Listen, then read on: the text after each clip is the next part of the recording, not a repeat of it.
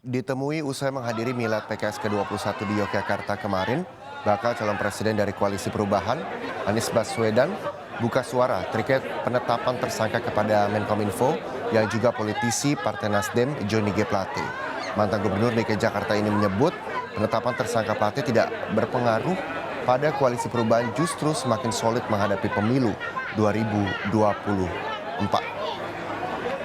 Silakan barangkali ada 5 menit ini mau menyampaikan. Tadi malam sudah saya sampaikan bahwa semua dalam posisi solid